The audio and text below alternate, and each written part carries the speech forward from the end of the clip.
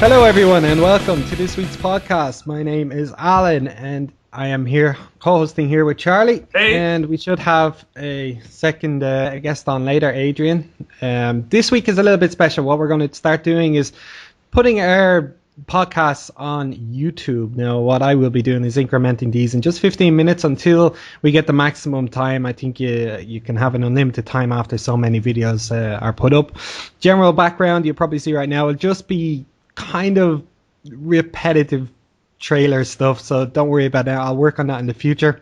I might also upload some of our previous episodes to the website, so be sure to check us out on our actual website at GameSlushy.com. You can check out some game reviews and information and stuff up. To kick this off this week, I believe we're going to be talking about Rayman. Rayman Origins. Rayman what a Origins. Fucking lovely game. You really enjoyed this. Now, I know really you bought it it. last week. Yeah. The thing is, with Rayman Origins, it not only shows how great and how beautiful and how fun 2D platformers can be, but it also does the same for shoot 'em ups, for old school 2D shoot 'em ups, because the game does have these levels, right? It also had in the original Rayman where you could ride your mosquito, right? Did you play the original Rayman? I didn't. I have no experience with the Rayman series at all. Basically, you have these. They're just like bonus segments where, they're actual levels too, where you ride a mosquito, right? Okay. And it becomes a shoot 'em up at that point. You know, a 2D shoot 'em up. Yes. And yes. I'm okay. having as much fun. These sections in Rayman Origins. In the first game, they were just a little added bonus, but in Rayman Origins, they're actually so much fun.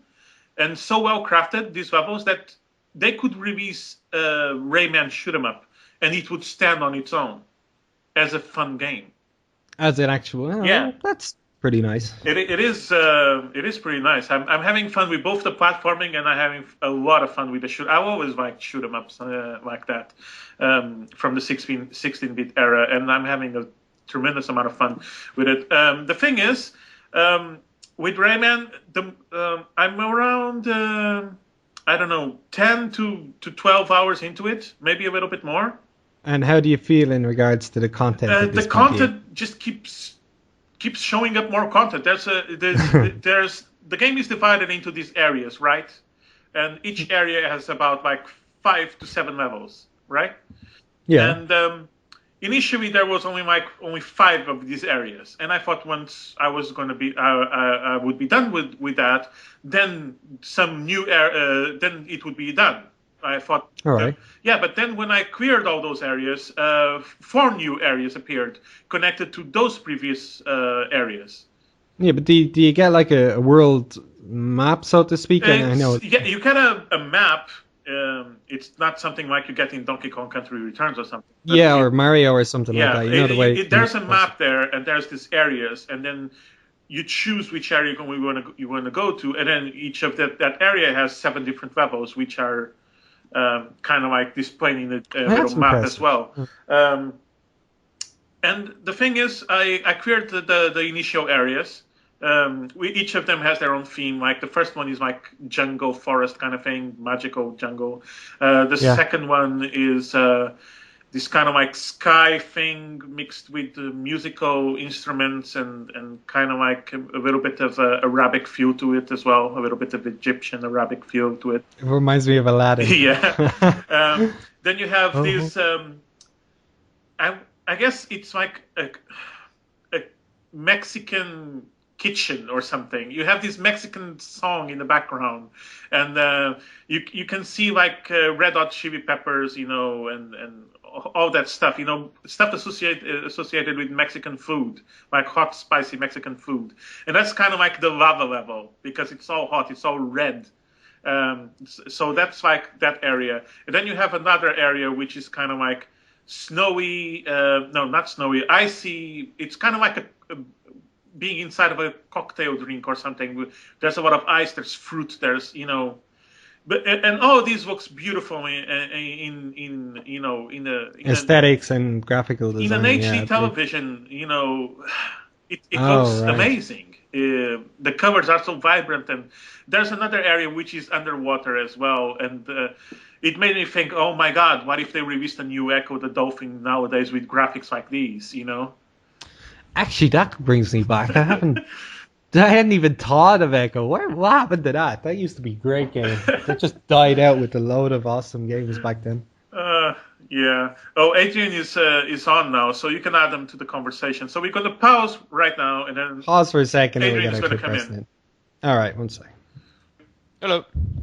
Hello, there you are. Hey. Okay, well, we're in mid-recording at the moment, Adrian, so you're jumping in, 5 We were minutes or so talking a into little the bit podcast. about Rayman Origins, and I was talking about the level structure and the different areas of it. So what you're saying is that now it gets good.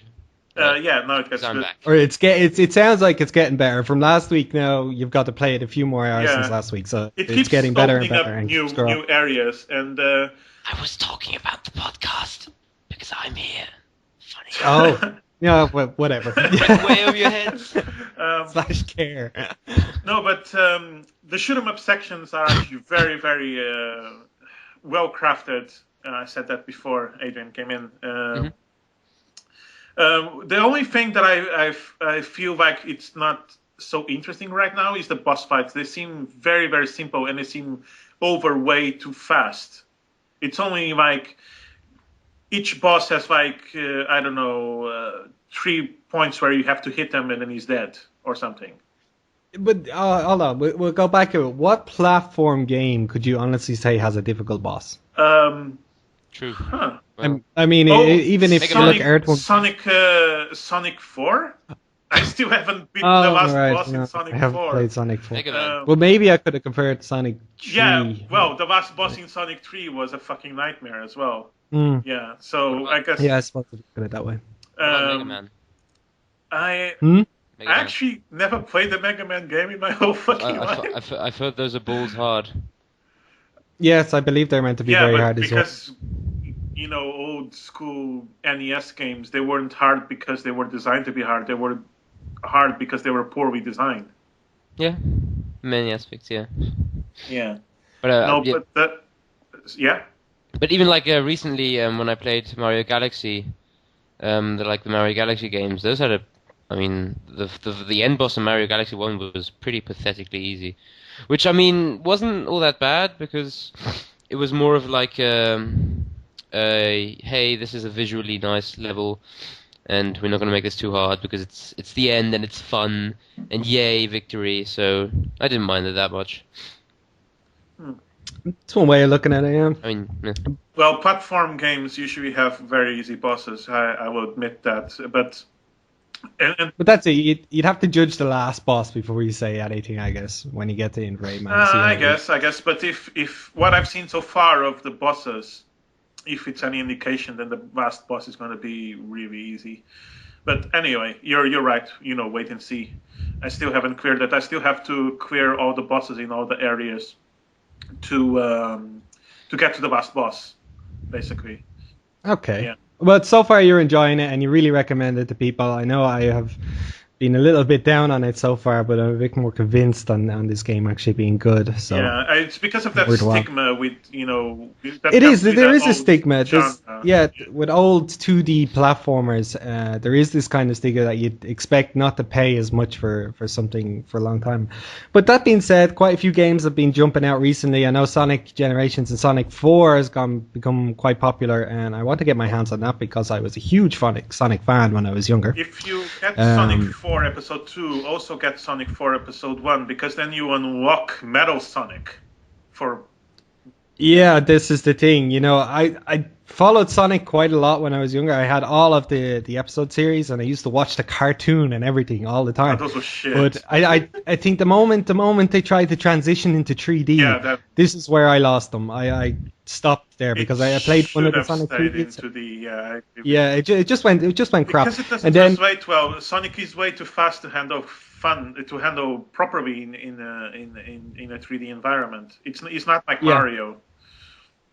Yeah, that's true. It didn't work out well, and then they started bringing all these new characters, and I think I just lost track of it from that point on. So when you say Metal Sonic, to me it just comes across as Sonic 2, the last boss or something like that. You know, even though I know there was these other, you had these, was it Shade Sonic and Shadow. there's Future Shadow Sonic and Future Sonic and all of these.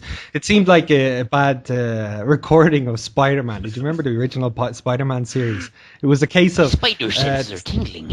Yeah, it's a case that they started jumping in all these Universal Spider-Man, and you had the Spider-Man with 6 arms. You had the Spider-Man. No, but that's that wore actually a plot from the comics as well. Yeah, I know. Doesn't make it but good, just though. goes crazy.